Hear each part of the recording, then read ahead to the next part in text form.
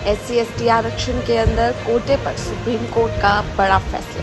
नमस्कार, आप देख रहे हैं NUG 24 न्यूज और मैं हूं आपके साथ रिया। चलिए जानते हैं पूरा मामला। SC/ST आरक्षण के भीतर अब कोटा मान्य होगा। ये फैसला सुप्रीम कोर्ट ने दिया है। CJI जस्टिस चंद्रचूड़ की अगुवाई वाली 7 जजों की बेंच ने गुरुवार को अपना फैसला सुनाते हुए ये साफ कर दिया कि राज्यों के भीतर नौकरियों में आरक्षण देने के लिए कोटा के भीतर कोटा दिया जा सकता है। 2004 के फैसले के बाद सुप्रीम कोर्ट का आज का फैसला बहुत ही अहम है। सुप्रीम कोर्ट ने कहा कि उपवर्गीकरण का आधार राज्य के सही आंकड़ों पर आधारित होना चाहिए। इस मामले में राज्य अपनी मर्जी में काम नहीं कर सकता। जस्टिस BR गवई ने कहा कि जमीनी हकीकत से इनकार नहीं किया जा सकता। SC/ST के भीतर ऐसी श्रेणियां हैं जिन्हें सदियों से उत्पीड़न का सामना करना पड़ रहा है।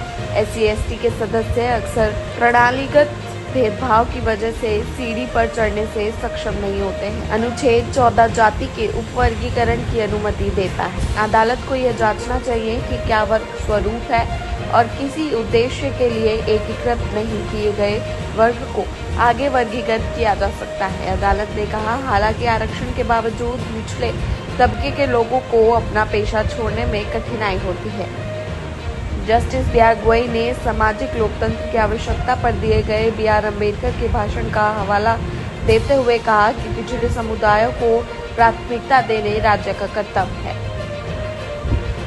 अनुसूचित जाति, अनुसूचित जनजाति वर्ग के केवल कुछ लोग आरक्षण का लाभ उठा सकते हैं। उन्होंने कहा कि जमीनी हकीकत से इनकार नहीं किया जा सकता।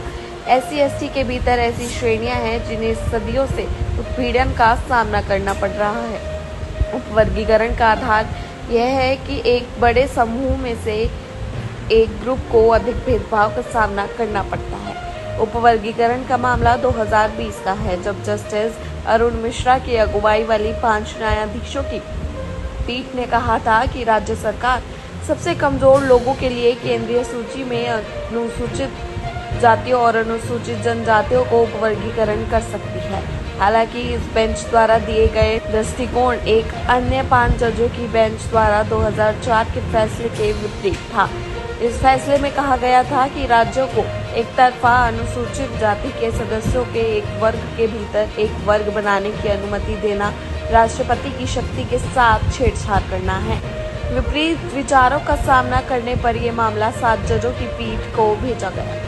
पीठ को भेजे गए प्रश्नों में यह भी शामिल की क्या अनुसूचित जाति और अनुसूचित जनजाति श्रेणियों के लिए उपवर्गीकरण की अनुमति दी जा सकती है, क्योंकि ऐसी BC श्रेणियों के लिए भी इसकी अनुमति दी गई थी। सुप्रीम कोर्ट ने साल 2004 के फैसले में कहा था कि राज्यों के पास आरक्षण देने के लिए SC/ST की सब कैटेगरी करने का अधिकार है।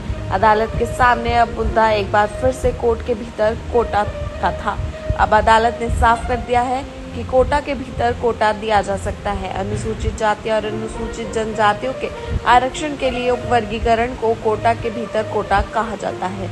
यानी कि अगर एक समुदाय या श्रेणी के लोगों को आरक्षण दिया जा सकता है तो उसी श्रेणी का उपवर्गीकरण करके उनके बीच आरक्षित सीटों का बंटवारा करना। उदाहरण के तौर पर अगर अनुसूचित जाति वर्ग के लिए आरक्षण 15% तय है तो इस वर्ग में शामिल जातियों और उनके सामाजिक आर्थिक पिछड़ेपन के आधार पर अलग अलग आरक्षण देना। ऐसी तमाम खबरों के लिए जुड़े रहिए NUG 24 न्यूज के साथ और इस चैनल को सब्सक्राइब करें और वीडियो को लाइक करें।